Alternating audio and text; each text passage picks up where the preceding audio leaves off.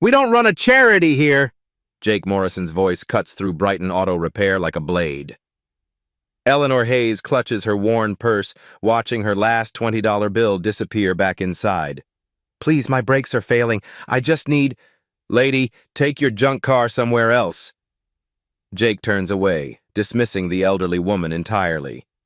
Keisha Williams should walk away, should keep her head down, keep her job. The eviction notice in her locker says she can't afford to lose this paycheck. But Eleanor's hands are shaking. Ma'am! Keisha steps forward, ignoring Jake's glare. Pop your hood. I'll take a look. Keisha, what did I just say? Jake's face reddens. Eleanor's eyes meet Keisha's, gratitude mixed with something else, something that looks almost like recognition.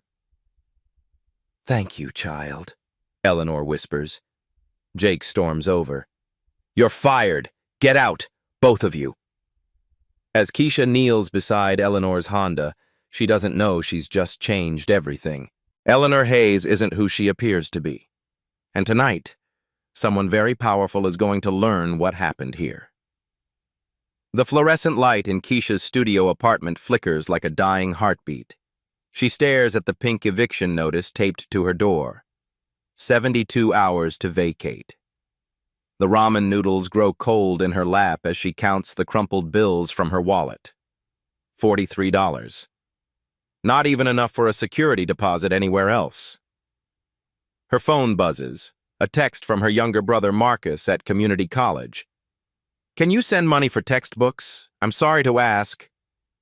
Keisha deletes the message without responding. How can she explain that helping one old lady just cost her everything? Across town, Eleanor Hayes sits in her modest ranch house, surrounded by photos she's kept hidden for years. Her late husband William at the ribbon cutting for their first auto shop in 1978. Robert in his graduation cap. A faded newspaper clipping. Hayes Automotive Group reaches 500 locations. She traces the edge of a frame holding Robert's wedding photo, her finger stopping on his face.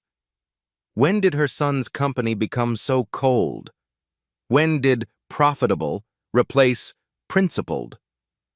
Eleanor picks up her phone, then sets it down. Pick it up again. This call will change everything. But that mechanic's kindness demands action. Meanwhile, Jake Morrison slides into the leather booth at Murphy's bar, already 3 beers deep. The other shop managers lean in as he brags. Cleaned house today, Jake laughs, foam on his upper lip. Get rid of dead weight. That bleeding heart mechanic thought she could play Mother Teresa on company time. The black girl? Asks Tommy from East Side Auto. Yeah, she came by earlier looking for work. I told her we don't need any troublemakers. Exactly. Jake raises his beer. Word gets around fast. She'll be flipping burgers by next week. The men clink glasses, unaware that Eleanor's phone call is already in motion. She dials the familiar number. It rings once. Mom? It's late. Is everything okay? Robert's voice carries concern, love, and the weight of running an empire. Eleanor closes her eyes, remembering the little boy who cried when his hamster died, who gave his lunch money to homeless people. Robert, I need you to listen carefully. Today I visited one of your shops. Which one? I'll have someone check. Brighton Auto Repair on Morrison Street. Eleanor's voice hardens. A young woman named Keisha Williams was fired today for helping me. Silence stretches across the line. Robert Hayes, CEO of a billion-dollar corporation, suddenly sounds like a 10-year-old boy. Mom, what exactly happened? As Eleanor explains, Keisha walks the dark streets, past pawn shops and check-cashing stores, toward the 24-hour laundromat where she can sit without buying anything. The city buses have stopped running, and she can't afford the gas to drive nowhere. Her reflection in the shop windows looks ghostly, defeated. Is this what doing the right thing gets you? A police cruiser slows beside her. The officer rolls down his window. You okay, miss? It's pretty late to be walking alone. Yes, sir, just heading home. The lie comes easily. Home. What a joke. The cruiser pulls away, and Keisha keeps walking. She doesn't see the black town car that drives past twice, its elderly passenger studying her face through tinted windows. Eleanor hangs up from her 20-minute call with Robert. Her son's shock evolved into anger, then into the cold determination she recognized from his father. "I'll handle this, Mom, but are you sure you want to—" "Yes," Eleanor had interrupted. "That girl showed me more respect in 5 minutes than your manager showed in his entire life. And Robert, there's something else you should know about what I saw today." Now Eleanor sits in her quiet house, thinking about tomorrow. About justice delayed but not denied. About a young woman who chose kindness over self-preservation. Outside, sprinklers whisper across perfect lawns in this neighborhood where Eleanor chooses to live simply, despite her means. Where no one suspects that the woman who clips coupons and drives a 12-year-old Honda could change their world with one phone call. She opens her laptop and searches. Keisha Williams, Brighton Auto. The first result makes her smile grimly. Someone posted a video of today's confrontation to social media. Already hundreds of comments are flooding in. The revolution has begun. Eleanor picks up her phone one more time. She has other calls to make tonight. The next morning hits Keisha like a sledgehammer. Her landlord, Mr. Peterson, stands in the hallway, arms crossed, watching as she stuffs her few belongings into garbage bags. "I'm sorry, kid. You seem like good people, but I got bills, too." His voice carries genuine regret. "You can store your stuff in the basement for a week, but after that..." Keisha nods, swallowing the lump in her throat. 3 interviews yesterday, 3 rejections. Word travels fast in this business. Jake Morrison made sure of that. "Mr. Peterson, if I can get the money by Friday, honey, you'd need $800 plus late fees." He shakes his head. "I've given you every extension I can." As Peterson walks away, Keisha slides down the wall until she's sitting on the dirty carpet. Her phone buzzes with another text from Marcus. "Sis, you okay? Haven't heard from you." She types and deletes a dozen responses before settling on, "Everything's fine. Focus on school." The lie tastes bitter. On the other side of town, Eleanor kneels beside William's grave at Riverside Cemetery. The morning dew soaks through her pants, but she doesn't care. She needs to talk to the man who started it all. "You always said character shows when nobody's watching," she whispers to the granite headstone. "Well, Will, I was watching yesterday, and what I saw would break your heart." The wind rustles through the oak trees William planted here 20 years ago. Eleanor remembers his words from their first shop. "We're not just fixing cars, Elle. We're taking care of people when they're vulnerable." Our son built something big, Will. 847 locations now. But somewhere along the way, we lost what you started. Eleanor's voice cracks. "That girl, Keisha, she reminded me of you. Same heart. Same willingness to do right, even when it costs everything." A jogger passes by, earbuds in, oblivious to the woman making promises to the dead. Eleanor stands, brushing dirt from her knees. She has work to do. Back at Brighton Auto, Jake arrives whistling, coffee in hand, ready for another profitable day. What he doesn't know is that the corporation called an hour ago. What he doesn't know is that Robert Hayes barely slept, spending the night reviewing personnel files and discrimination complaints. "Morning, boss," calls Miguel, the junior mechanic. "It feels weird without Keisha here. She was the best diagnostic we had." Jake's good mood sours. "That bleeding heart? You're better off without her. Now we can focus on paying customers instead of charity cases." Miguel exchanges glances with Tony, the other mechanic. They've both been on the receiving end of Jake's jokes about their accents, their neighborhoods, their families. Yesterday felt different, though. More vicious. More personal. "Boss," Tony says carefully, "that lady Keisha helped..." She seemed really grateful. Maybe sometimes it's worth what? Losing money? Jake slams his coffee down. You two want to join her in the unemployment line? Because I can arrange that real quick. The men return to their work in uncomfortable silence. Neither notices the black sedan that parks across the street or the well-dressed man inside taking photos of the shop. Keisha sits in the public library, laptop open to job search sites. Every automotive shop within 30 miles shows the same response. Position filled, not hiring. Try again later. She recognizes the pattern. In a small industry, one bad word from Jake Morrison travels fast. Her savings account reads $23.47. Her phone has 17 missed calls from bill collectors. The library's free Wi-Fi is a lifeline she can't afford to lose. "Excuse me," says the librarian, Mrs. Carter, approaching quietly. "I couldn't help but notice. Are you okay, honey?" Keisha forces a smile. "Just job hunting. It's tough out there." Mrs. Carter sits down, lowering her voice. "My nephew owns a garage in the next county. It's about an hour drive, but he pays fair wages. Treats people right." Hope flickers in Keisha's chest. "That would be amazing. Could you—" "Already called him," Mrs. Carter smiles. "He wants to meet you tomorrow at 2. Said anyone who helps strangers for free is exactly who he needs." As Keisha writes down the address, she doesn't notice Eleanor Hayes entering the library. Doesn't see the older woman pause at the sight of her, then quietly approach Mrs. Carter afterward. "Excuse me," Eleanor says softly. "That young woman who was just here, does she come in often?" Mrs. Carter studies Eleanor carefully. Something in the older woman's eyes speaks of shared concern rather than idle curiosity. "She's going through a hard time," Mrs. Carter says finally. "But she's a good person, the kind who'd give their last dollar to help someone else."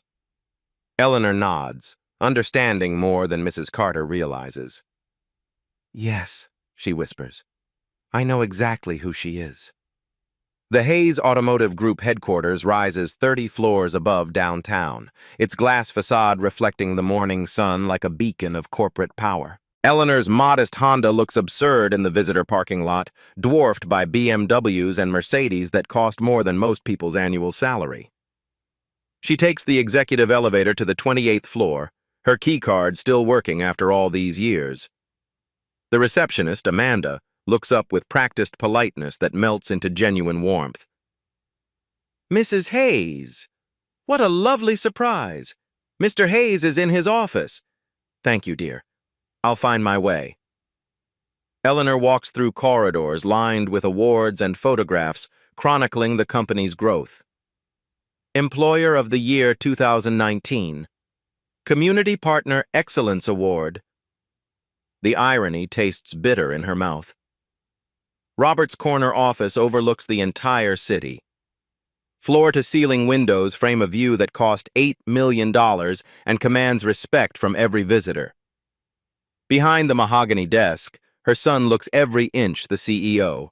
Tailored suit, confident posture, the kind of presence that makes stock prices rise. But when he sees his mother, Robert Hayes becomes a worried son. "Mom." He crosses the room in 3 strides, embracing her. "I've been up all night thinking about your call. Tell me everything." Eleanor settles into the leather chair across from his desk, the same chair where senators and governors have sat, where billion-dollar deals have been negotiated. Today, it holds a 72-year-old woman seeking justice for a stranger. "Yesterday, I decided to test something," Eleanor begins. "I dressed down, drove my old car to Brighton Auto Repair. I wanted to see how your people treat customers who can't afford premium service." Robert's face darkens. "And?" "Your manager, Jake Morrison, wouldn't even look at my brake problem. Told me to go somewhere else because I didn't look profitable enough." Eleanor's voice remains steady, but her hands clench. "Then this young mechanic, Keisha Williams, stayed after hours to help me. For free. And your manager fired her for it." The silence stretches between them. Through the windows, the city bustles below, unaware that an empire's soul hangs in the balance. Mom, I had to legally pull Morrison's file this morning. 3 discrimination complaints in 2 years, all dismissed because victims couldn't afford lawyers. Robert's jaw tightens. How did we let this happen? Eleanor stands, moving to the wall of family photos. There's William at the first shop opening, hands dirty from honest work. There's young Robert in coveralls, learning to change oil before he learned to read financial statements. Your father used to say, "We're not in the car business, Robbie. We're in the dignity business." Eleanor touches the frame. When did we forget that? Robert joins her in the photos, both staring at the man who started with one shop and a simple principle: treat every customer like family. What do you want me to do, Mom? Eleanor turns to face her son. In her eyes, he sees the same determination that built this company from nothing. I want you to remember who you used to be. That little boy who cried when we had to foreclose on the Johnsons' farm, who insisted we hire Maria even though she couldn't speak English well. Eleanor's voice strengthens. I want the Hayes Automotive Group to mean something again. And Morrison? Justice, Robert. Swift and the public. Eleanor moves toward the door, then pauses. Oh, and that young woman, Keisha Williams. I want you to meet her. Today, if possible. Mom, we can't just... Eleanor's smile stops him cold. It's the same smile she wore when she convinced the bank to loan them money for their second shop. The same smile that preceded every major victory in the company's history. Trust me, son. Some battles are worth fighting exactly the way they need to be fought. As the elevator carries Eleanor down 30 floors, she thinks about Keisha, probably still searching for work that Jake Morrison's vendetta makes impossible to find. Not for much longer. Robert Hayes doesn't waste time. Within 2 hours of his mother's visit, a team of corporate investigators arrives at Brighton Auto Repair in an unmarked van. They pose as customers, hidden cameras recording every interaction, every dismissive glance, every moment that reveals Jake Morrison's true character. Meanwhile, Keisha drives her sputtering Toyota toward Carter's Automotive in the next county, hope and desperation warring in her chest. The gas gauge hovers near empty. She's burning her last $10 on this interview. If it doesn't work out, she forces the thought away. It has to work out. Robert watches the live feed from his office, his investigators' hidden cameras revealing a shop culture that makes his stomach turn. Jake berates Miguel for speaking Spanish to a customer, dismisses an elderly man with a hearing aid, quotes inflated prices to anyone who looks vulnerable. Get me everything, Robert tells his head of security, Marcus Webb. Personnel files, customer complaints, financial records. I want to know every corner Jake Morrison has cut, every person he's hurt. Sir, with respect, Marcus says carefully, moving this fast without proper legal review could expose the company to... Marcus! Robert's voice carries the quiet authority that makes stock markets listen. My mother tested our values yesterday, and we failed. How many other customers have we failed? How many employees like Keisha Williams have we destroyed for doing the right thing? Webb nods, understanding. Some things matter more than legal caution. At Carter's Automotive, Keisha meets David Carter, Mrs. Carter's nephew. He's younger than she expected, maybe 35, with calloused hands and oil under his fingernails, a real mechanic who worked his way up. My aunt says you fixed someone's brakes for free and got fired for it, David says, wiping his hands on a shop rag. Is that true? Yes, sir. Probably not the smartest career move. David laughs. Depends on how you define smart. Show me what you know. He leads her to a 2015 Camry with a mysterious engine knock. Keisha pops the hood, listens to the engine, runs her hands along components with the practiced touch of someone who speaks car fluently. Timing chain tensioner, she says after 3 minutes. Probably has 60,000 miles on it. The sound started subtle and got worse over the last month, especially on cold starts. David's eyebrows rise. How'd you know the mileage? Wear pattern on the tensioner housing. Plus the owner keeps up with oil changes. I can tell from the condition of everything else. Someone who maintains their car wouldn't ignore a major problem, so this just developed. You're hired. The words hit Keisha like a physical blow. Sir? 45 an hour, health benefits after 90 days, and you can start Monday. My aunt was right.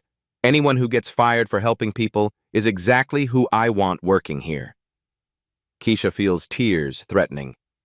Mr. Carter, Thank you. You have no idea what this means. Actually, I do. David's expression grows serious. I got blacklisted once too, for refusing to overcharge a single mother. It took me 2 years to find someone willing to give me a chance. Now I get to be that someone for you. As Keisha drives home, actually home, because now she has income again, she doesn't notice the black sedan following at a discreet distance. Doesn't see Eleanor Hayes in the passenger seat, making notes in a leather portfolio. She's exactly what I hoped, Eleanor tells her driver James, who's worked for the family for 15 years. Skilled, honest, and resilient. Robert needs to meet her before we proceed. Ma'am, if I may ask, why not just promote her directly? Mr. Hayes could offer her any position in the company. Eleanor smiles, watching Keisha's battered Toyota navigate traffic with careful precision. Because charity creates dependence, James. Opportunity creates transformation. There's a difference. Back at Hayes Automotive Headquarters, Robert's investigators deliver their preliminary findings. The evidence against Jake Morrison fills 3 binders: discriminatory hiring practices, customer complaints buried by regional management, financial irregularities that suggest kickbacks from parts suppliers. But it's the video footage that seals Jake's fate. Hidden cameras captured him referring to Miguel as that Mexican and Tony as the other one. Recorded him telling a customer that, "We don't do welfare work here," when an elderly woman asked about payment plans. Most damaging of all, footage of Jake bragging to other shop managers about his cleaning house strategy, specifically targeting employees who showed too much sympathy for difficult customers. This is systematic, Robert tells his legal team. It's not just Brighton Auto. It's spreading through our entire franchise system. His phone rings. Eleanor's name appears on the caller ID. Mom, how's your investigation proceeding? Worse than we thought. Morrison infected other managers with his approach. We're looking at potential lawsuits from dozens of customers and former employees. Good, Eleanor says, surprising him. I mean, it's terrible what's happened, but good that you're seeing the full scope. Robert, I need you to do something else for me. Anything. Tomorrow morning, I want you to visit Carter's Automotive. There's someone I want you to meet. Robert frowns. Mom, I don't understand. Trust me. Wear casual clothes. No entourage, no corporate cars. Just you being human for an hour. The line goes quiet. Robert stares out his office windows at the city below, thinking about his father's legacy and his mother's mysterious requests. What aren't you telling me, Mom? Eleanor's laugh carries decades of love and wisdom. I'm telling you everything you need to know, when you need to know it, just like your father used to do. That evening, Keisha calls her brother Marcus for the first time in 3 days. Sis, I was getting worried. I got a job, Marcus. A good one, with benefits. The silence stretches across the phone line before Marcus whoops loud enough to wake his dorm mates. Keisha, that's amazing. I knew something good would happen. You always land on your feet. She doesn't tell him about sleeping in her car for 2 nights. Doesn't mention the interviews where potential employers hung up the moment they called Jake Morrison for references. Some victories are private, too precious to share even with family. How are the textbooks coming? She asks instead. Don't worry about that now. You just focus on your new job. But Keisha's already planning. First paycheck goes to rent and food. Second paycheck catches up bills. Third paycheck. Maybe finally helps her little brother chase his dreams without carrying her weight too. Outside her new temporary apartment, a studio David Carter helped her find, Keisha doesn't notice the black town car parked across the street or the elderly woman inside making one more phone call. "Robert," Eleanor says quietly, "tomorrow is going to change everything. For all of us." Monday morning at Carter's Automotive feels like stepping into a different universe. David greets Keisha with fresh coffee and a genuine smile. Miguel shows her the diagnostic equipment without condescension. "This place runs differently," Miguel explains. "David actually listens when customers talk. Crazy concept, right?" Keisha's first customer is Maria Santos, whose minivan makes grinding noises. Instead of rushing to expensive assumptions, Keisha takes time to listen. 3 kids, husband working 2 jobs, vehicle that needs to last 2 more years. "Let me check the simple stuff first," Keisha says gently. 15 minutes later, she's tightening a loose heat shield vibrating against the exhaust pipe. Total cost, $0. Maria's relief fills the service bay like sunlight. "Most places would have told me I needed a new exhaust system," Maria says, tears in her eyes. "Most places don't care about families like yours. We do." By lunch, word spreads through social media. Maria posts, "Finally found a shop that treats working families with respect. 3 shares become 30, then 300. Eleanor Hayes sits in her kitchen, reading the morning paper and monitoring Hayes Automotive Group stock prices. Steady, profitable, respectable. Everything looks normal from the outside. Her phone shows 17 missed calls from Jake Morrison. She deletes the voicemails without listening. Robert Hayes spends his lunch break driving past Carter's Automotive, following his mother's mysterious instructions. The small shop looks honest. No flashy signage, no pressure tactics. Through the service bay doors, he glimpses a young black woman explaining something to an elderly customer with patience and expertise. Something about her careful attention reminds him of his father's first employees. People who cared more about the work than the paycheck. He drives away without stopping, but Eleanor's plan is already working. At Brighton Auto Repair, Jake Morrison feels the walls closing in. The corporate called twice asking about routine inspection schedules. His regional supervisor mentioned customer satisfaction audits that never existed before. Tonight, he'll discover just how much his world is about to change. The call comes at 8 a.m. sharp.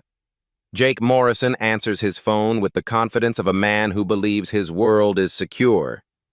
"Morrison, this is Regional Director Patterson. Congratulations. Corporate is promoting you to District Manager. You'll oversee 15 shops across 3 counties. Jake's grin could power the city. "Thank you, sir. I won't let you down. Pack up today. You start at headquarters Monday. And Morrison, keep doing whatever you've been doing. Your profit margins are exactly what we want company-wide."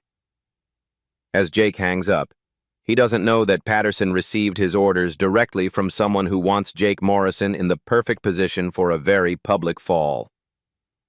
2 counties away, Keisha's second week at Carter's Automotive brings a steady stream of satisfied customers. Word of mouth travels fast when competence meets compassion. She's rebuilding her reputation one honest diagnosis at a time. But Jake's promotion means his poisonous influence is about to spread. By Wednesday, he's holding district manager meetings, teaching other shop managers his efficiency methods. "Customer sympathy is a profit killer," he tells a room of 20 managers. "Sad stories don't pay rent. You start making exceptions for sob cases, word gets out that you're a pushover." In the back row, Tom Bradley from Westside Auto shifts uncomfortably. "What about community relations? Customer loyalty?" Jake's laugh is sharp as broken glass. "Loyalty? These people drive 10-year-old cars and complain about $50 repairs. They'll take their business wherever it's cheapest. Might as well get full price while they're here." The managers exchange glances. Some nod agreement, others look sick. "I cleaned a house in Brighton last month," Jake continues. "Fired a mechanic who thought she could play Mother Teresa with company resources. Now my team stays focused on paying customers. Eleanor Hayes watches this meeting through a hidden camera, her face stone cold with fury. The investigators Webb hired captured every word, every callous laugh, every moment of institutional cruelty being codified into corporate policy. She calls Robert immediately. "He's teaching them," she says without preamble. "Your new district manager is spreading his disease to 15 shops. How many Keishas will suffer because we waited too long?" Robert stares at the live feed on his computer screen. Jake Morrison stands before 24 shop managers like a general addressing troops, weaponizing prejudice and calling it business strategy. "Mom, I can stop this right now." "No." Eleanor's voice cuts sharp. "Let him dig deeper. Let him train more people in his methods. Let him feel safe enough to show his true face." "But the damage?" "Will be evidence, Robert. When we're done, no one will ever doubt why Jake Morrison deserved what happened to him." Thursday brings Jake's first surprise inspection to Carter's Automotive. He arrives in a Hayes Automotive Group sedan, clipboard in hand, looking for any excuse to destroy David Carter's operation. "You the owner?" Jake asks David, his tone suggesting ownership is somehow suspicious. "Yes, sir. How can I help you?" "District inspection. I'll need to see your books, employee records, and customer satisfaction scores." David complies, but Jake's already decided his verdict. He watches Keisha work with obvious recognition, his smile turning predatory. "That mechanic," Jake points at Keisha. "She looks familiar." "Keisha Williams, best diagnostic tech I've ever seen." "Interesting." Jake makes notes that will damn them all. "Very interesting." After Jake leaves, Keisha feels the familiar chill of impending disaster. She's seen that look before, the look of a man with power and a grudge. "David, I need to tell you something," she begins, but her boss waves her off. "Whatever it is, we'll handle it. Your family here." Friday afternoon, the trap springs shut. David receives an official notice. Carter's Automotive is under investigation for irregular employment practices and potential safety violations. Effective immediately, all Hayes Automotive Group partnerships and referrals are suspended. For a small shop, losing Hayes backing means losing 40% of business overnight. "I'm sorry," Keisha tells David, guilt eating her alive. "This is because of me, because I helped that woman and Jake Morrison wants revenge." David studies the corporate letterhead, then looks at his newest employee, the woman who's increased their customer satisfaction scores by 30% in 2 weeks. "Keisha, let me tell you something about revenge. It only works when you care more about hurting others than helping yourself." He crumples the letter. Jake Morrison just picked a fight with the wrong family. That evening, Eleanor Hayes receives her daily report from the investigators. Jake Morrison's first week as district manager includes 3 shops adopting his discriminatory customer screening, 2 mechanics fired for excessive empathy, and 1 shop owner threatened for employing someone Jake personally dislikes. She calls Robert one final time. "Tomorrow," she says simply. "It's time." "Mom, are you sure? Once we do this, your father didn't build this company so people like Jake Morrison could destroy lives for sport." Eleanor's voice carries decades of accumulated wisdom and steel. "Tomorrow we remind everyone what Hayes Automotive Group actually stands for." Saturday morning, Jake Morrison arrives at headquarters early, planning to finalize his campaign against Carter's Automotive. He wants Keisha Williams unemployable, David Carter bankrupt, and everyone else in his district to understand the cost of crossing him. He has no idea that his victims aren't victims at all. Has no clue that the elderly woman whose car trouble started this war is already in the building, waiting in the boardroom where his career will die. Eleanor Hayes sits at the head of the conference table, surrounded by legal documents, video evidence, and a lifetime of patient fury finally finding its target. "Good morning, Mr. Morrison," she practiced saying to the empty room. "I believe we have some business to discuss." Outside, the city awakens to what seems like an ordinary Saturday. Inside Hayes Automotive Group headquarters, justice sharpens its claws and prepares to pounce. Jake Morrison's reign of cruelty ends in 18 hours. He just doesn't know it yet. Saturday evening, Eleanor Hayes drives her old Honda to Carter's Automotive. Through the service bay windows, she spots Keisha under the hood of a customer's truck, movements precise and confident. When Keisha emerges, wiping her hands on a shop rag, Eleanor approaches slowly. "Excuse me, dear?"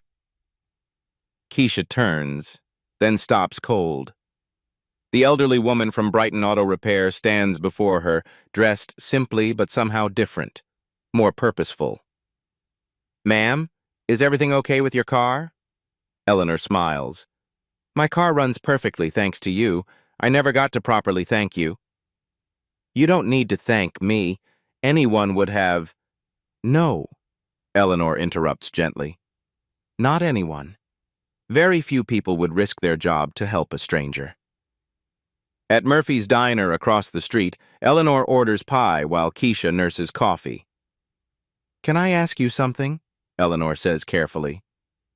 "That manager who fired you, has he caused trouble for other people?" Keisha's laugh is bitter.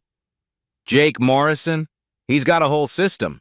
Targets anyone who doesn't fit his idea of profitable customers. Miguel told me Jake had 3 mechanics fired from different shops for attitude problems." "What kind of attitude problems?" "Helping people Jake thought were beneath notice. Spanish-speaking customers, elderly folks, single mothers counting pennies." Keisha's anger builds. "He calls it maintaining standards, but it's just cruelty with a business plan." Eleanor listens, taking mental notes that will become evidence. "Has anyone tried to complain?" "To who?" "Jake's got connections throughout the district. Corporate only cares about profit margins." Keisha stirs her coffee absently. "People like us don't have lawyers or influence." "People like us," Eleanor repeats thoughtfully. "Sometimes help comes from unexpected places." Meanwhile, at Hayes Automotive Group headquarters, Robert Hayes works through the night with his investigative team. The evidence against Jake Morrison continues mounting. 17 documented cases of discriminatory treatment, 6 wrongful termination lawsuits settled quietly, and financial irregularities spanning 3 years. The hidden camera footage from district meetings provides the smoking gun. Jake's own words, teaching other managers to target vulnerable customers and employees. "Sir," Marcus Webb reports, "Morrison's got supporters in regional management covering for him. Regional Director Patterson buried discrimination complaints. District Supervisor Collins took kickbacks from parts suppliers Morrison recommended." Robert studies the organizational chart, red lines connecting corruption throughout the system. How deep? Systematic. This isn't just one bad manager. At 2 a.m., Robert calls his mother. She answers immediately. "How did it go with Keisha?" "She confirmed everything we suspected and worse." "Robert, this isn't just about Jake Morrison. It's about a culture that rewards cruelty and punishes compassion." "I know, Mom. We've got enough evidence to clean the house completely." "Good. Tomorrow, we're going to send a message to the entire industry." Eleanor's voice carries absolute determination. "Is the boardroom ready?" "Everything's prepared." "Everything's." "Full board attendance, media invited, legal team standing by." "And Jake?" "Believes he's being honored for outstanding performance. He'll arrive at 10 a.m. expecting a promotion." Eleanor's smile is sharp as winter moonlight. "Perfect. Make sure Keisha Williams gets an invitation to the meeting. Personal delivery tonight." "Mom, what are you planning?" "Justice, dear. The kind your father would have demanded." As Robert hangs up, he feels the weight of legacy settling on his shoulders. Tomorrow will either redeem Hayes Automotive Group or destroy everything his parents built. But watching Jake Morrison's recorded confession loop on his computer screen, he knows some choices make themselves. An hour later, Marcus Webb arrives at Keisha's apartment with an official invitation. "Hayes Automotive Group Board Meeting. Your presence requested. 10 a.m. Sunday." Keisha stares at the letterhead, confused. I don't understand. Why would they want me there? Ma'am, I'm just delivering the message, but I will say this. Tomorrow's going to be a day that changes everything. Eleanor drives home through empty streets, thinking about Keisha's words. People like us don't have lawyers or influence. Tomorrow, she'll prove that wrong. In his luxury apartment, Jake Morrison sleeps soundly, dreaming of corner offices and executive parking spaces. He has no idea that 17 victims of his cruelty will be watching as his career dies in the most public way possible. Some justice is swift. Some justice is brutal. Tomorrow's justice will be both. Sunday morning, 9:45 a.m. Jake Morrison struts through the marble lobby of Hayes Automotive Group headquarters like a man walking into his destiny. His new suit cost more than most mechanics make in a month, and his confidence radiates from every step. The boardroom on the 30th floor buzzes with energy. Board members, regional managers, and invited media fill leather chairs around the massive conference table. Jake spots the cameras and grins. Corporate must want to document his promotion for the company newsletter. He doesn't notice Keisha Williams sitting in the back corner, still confused about why she's here. Doesn't see the thin, elderly woman in a simple black dress positioned near the head of the table. "Ladies and gentlemen," announces Robert Hayes, stepping to the podium, "thank you for joining us this morning for what promises to be a historic announcement regarding the future direction of Hayes Automotive Group." Jake straightens his tie, ready for his moment of triumph. "First, I'd like to introduce someone very special. Many of you know her as the widow of our founder, but today she speaks as a Hayes Automotive Group stakeholder with a 60% controlling interest."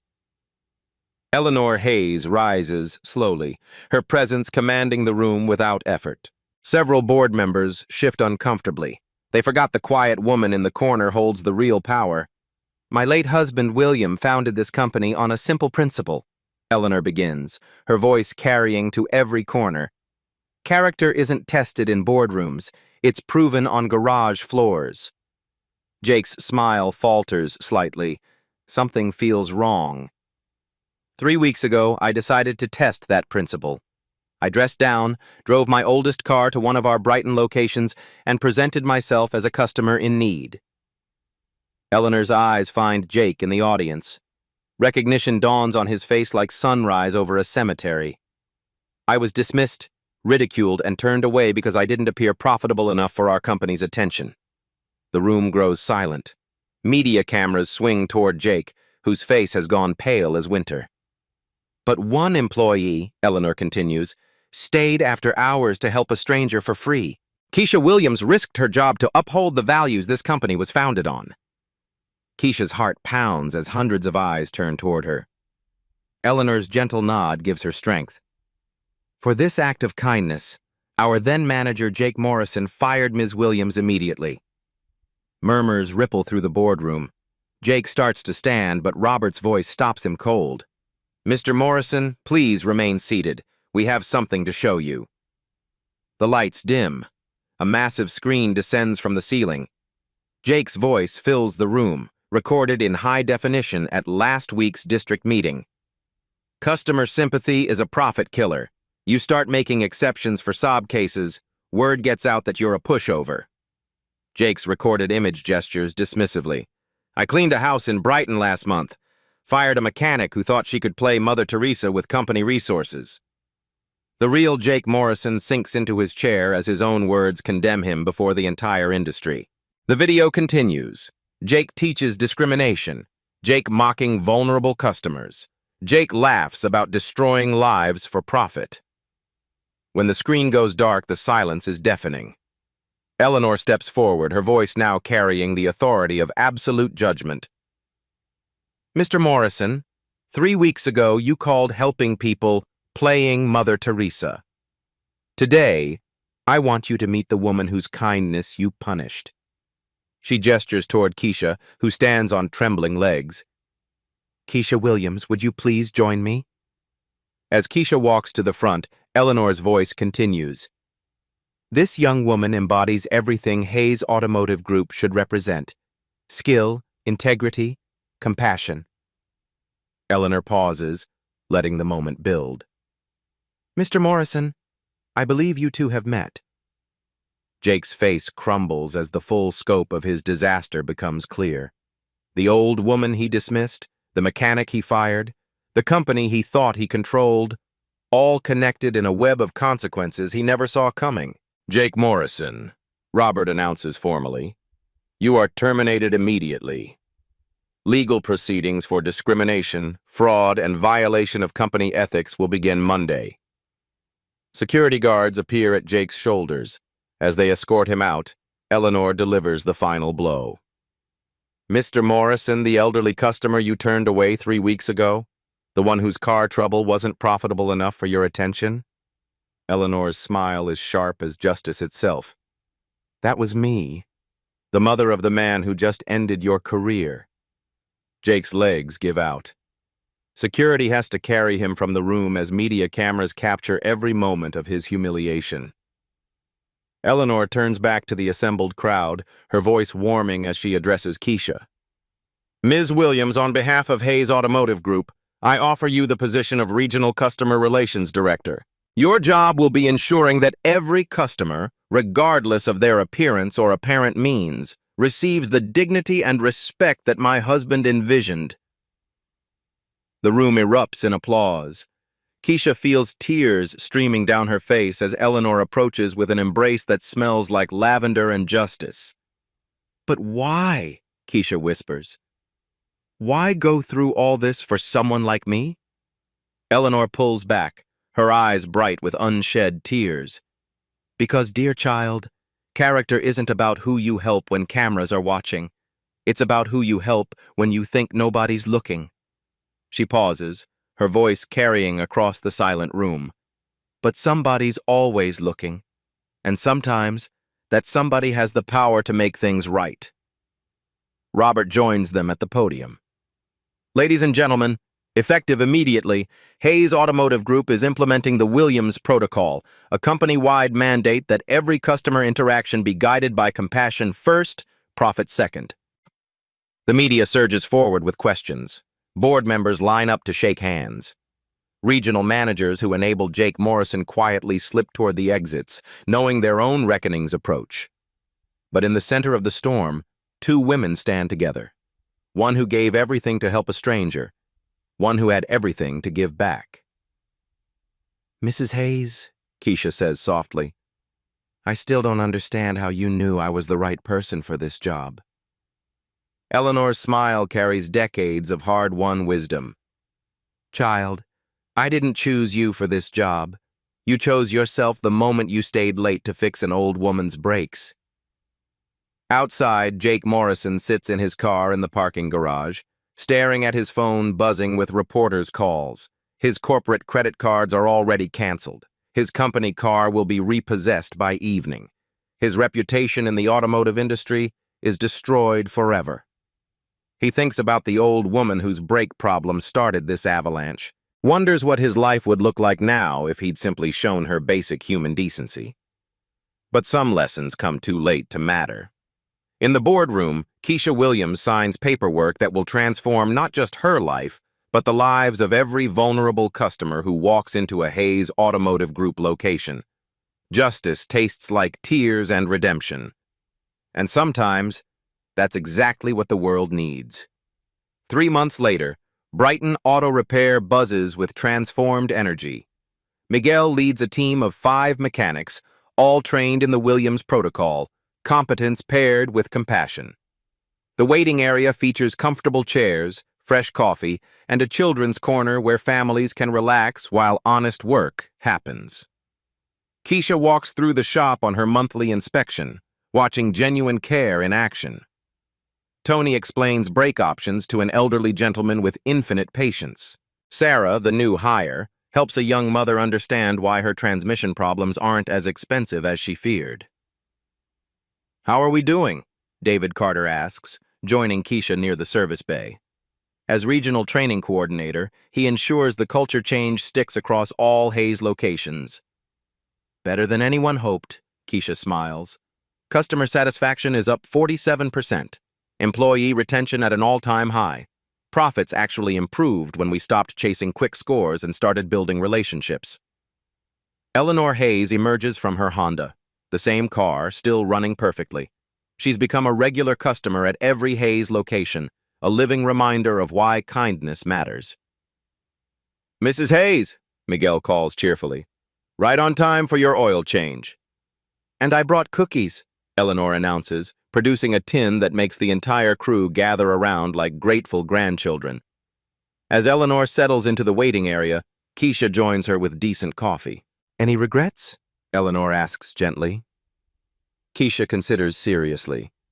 Her new position comes with challenges: changing entrenched attitudes, implementing training programs, dealing with franchise owners who resist cultural shift. "Jake Morrison got 18 months for fraud and discrimination charges," Keisha says finally. "His enablers were fired. 17 wrongfully terminated employees have been compensated and offered positions." Eleanor nods. "That's justice. But I asked about regrets." Keisha watches Tony teaching the new apprentice proper diagnostics, sees Sarah helping a customer understand financing options, and observes Miguel treating every person with dignity. "No regrets," she says firmly. "This is exactly where I'm supposed to be." Eleanor's smile carries deep satisfaction. "Your brother called yesterday. Graduating summa cum laude, accepted to engineering school with full scholarship." "Eleanor, you didn't—" "The Williams Family Foundation supports deserving students. Marcus earned every penny through merit." Eleanor's eyes twinkle. "Though having a sister who embodies integrity certainly didn't hurt his application." As Eleanor's Honda receives the same careful attention given to luxury cars, Keisha realizes this is what revolution looks like. Not grand gestures, but daily choices to treat people as human beings deserving respect. Outside, the Hayes Automotive Group sign gleams in afternoon sunlight, but the real change lives in the hearts of people who remember what service truly means. Some victories aren't measured in profit margins, but in the dignity restored to strangers who just needed help. 1 year later, Keisha Williams stands before a packed auditorium at the National Automotive Service Excellence Conference, accepting the Community Impact Award on behalf of Hayes Automotive Group. "This award doesn't belong to me," she says into the microphone. "It belongs to everyone who believes that kindness and competence aren't opposites. They're partners." In the audience, Eleanor Hayes sits in the front row, her proud smile brighter than the stage lights. Beside her, Robert records every word for all 847 Hayes locations worldwide. "A year ago, I was fired for helping someone I thought was just another struggling customer," Keisha continues. "Today, that customer is my mentor and the woman who proved that sometimes angels drive old Hondas." The audience laughs as Eleanor's eyes glisten with tears. "The Williams Protocol isn't revolutionary because it's new. It's revolutionary because we forgot that treating people with dignity used to be normal." As applause thunders through the auditorium, Eleanor stands slowly, joined by 800 automotive professionals who finally understand what her husband knew 50 years ago. Later, Keisha finds Eleanor on the hotel balcony, looking out at city lights. "Still think about that day?" Eleanor asks softly. "Every day," Keisha admits. "It changed everything." Eleanor takes her hand, weathered fingers intertwining with calloused ones. "No, dear. You changed everything. I just made sure the world noticed." Sometimes the smallest acts of kindness create the biggest changes. When you see someone who needs help, remember Keisha's story. Your compassion might be someone's miracle. If this story touched your heart, please like and subscribe to Black Tales Stories for more stories about ordinary people doing extraordinary things. Share in the comments. When has unexpected kindness changed your life?